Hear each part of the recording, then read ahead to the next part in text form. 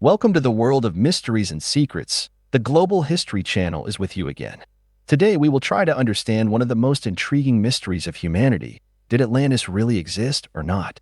You will get the answer to this and many other questions by watching this video is up to the end. Let's go. Through the veil of time and myth, there is a mystery that is still questioned and inspires researchers. Was Atlantis a real place?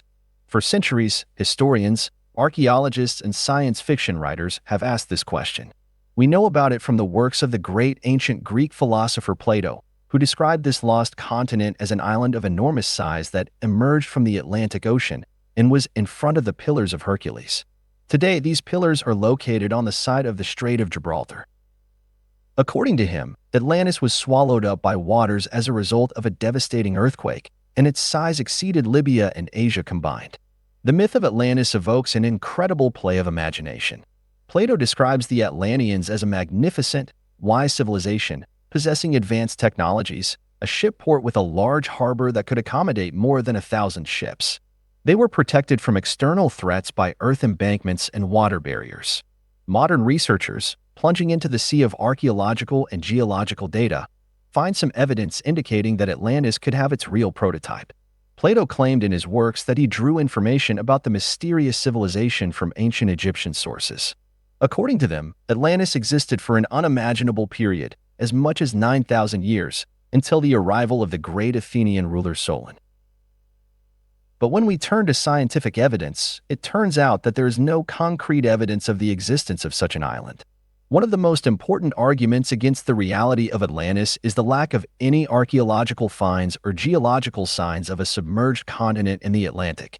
Many films and TV series were shot and released about Atlantis in which you can clearly see what this civilization could be like. In many of them, Atlantis is presented as an underwater kingdom inhabited by a highly developed civilization with magnificent architecture and technologies that are far ahead of those on the surface of the Earth. As archaeologist Mark Adams writes in his book Meet Me in Atlantis, a rather unremarkable Greek legend became widely known thanks to a Minnesota man named Ignatius Donnelly. Donnelly was a congressman and amateur historian who argued in his book The Antediluvian World, 1882, that all the great achievements of civilization and technology can be traced to the island described by Plato. Moreover, Donnelly added his own facts and ideas that instantly became part of the Atlantis myth. Adams describes Donnelly as the first great fundamentalist of Atlantis, since he believed that Plato's history was factually accurate, except for such fantastic elements as Poseidon. Donnelly sent a copy of his book to Charles Darwin, who found it interesting but unconvincing.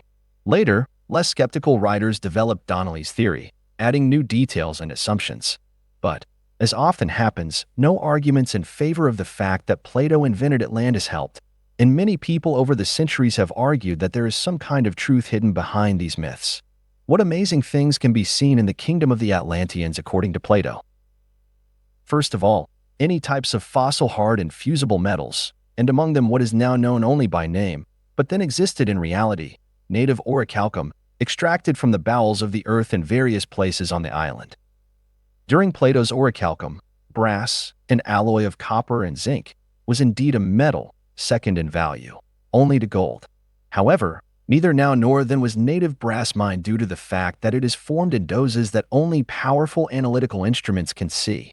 Further, all the incense that the earth now nourishes, be it in roots, in herbs, in wood, in using resins, in flowers or fruits, she gave birth to all this there and cultivated it perfectly.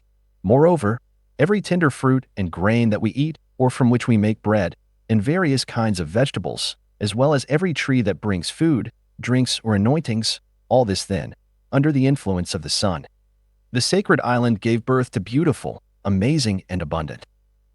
Such a long quotation from the dialogue Critias was needed here to draw attention to Plato's idealization of Atlantis, idealization to the level of a fabulous distant state in the 30th state with milk rivers, jelly banks, and golden palaces.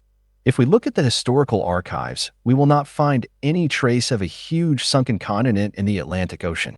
Instead, another event comes to the fore, the devastating eruption of the Santorini volcano. This great cataclysm occurred approximately 900 years before the time of Solon.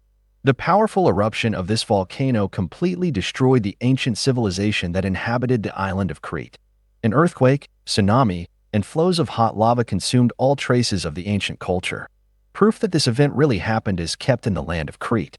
On its territory, the ruins of a dead city buried under ashes are still preserved. But what if Atlantis did have a real prototype? Could it have been not in the Atlantic Ocean, but in the Mediterranean Sea? Perhaps Plato was inspired by ancient stories and legends that were confused across centuries in space.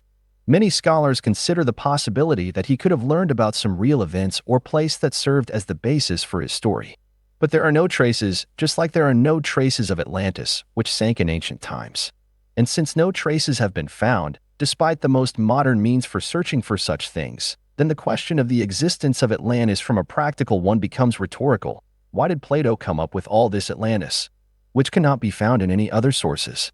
Of course, for nearly 2 millennia, readers could be forgiven for suspecting that the ocean depths might hide a sunken city or continent. But although the bottom of the world's oceans indeed holds many secrets, it is impossible to imagine that oceanographers, submariners, and deep-sea probes have not noticed a hefty continent that is larger than Libya and Asia combined. In addition, plate tectonics shows that the existence of Atlantis is impossible. According to Live Science, the geology is clear. There could not have been a large land surface that then sank in the region where Plato placed Atlantis. Taken together, modern archaeology and geology provide a clear answer. The lost continent never existed, nor did the great civilization called Atlantis. Of course, I'm sorry to disappoint you, because this is truly a very beautiful legend. And yet, let's allow it to exist peacefully on the pages of fiction and fiction. Plato was not a historian, but a philosopher. And philosophers do not need any historical facts for their research. In order to explore some interesting philosophical problem, it is enough to create a fantasy and dissect it accordingly. And, based on the descriptions of Atlantis, quite detailed in some places, it becomes clear that Plato came up with a very convenient illustration for his scientific conclusions. And that's all for me. If you were interested in this issue, like and subscribe to the channel, and also write your ideas for the next issues in the comments. See you again.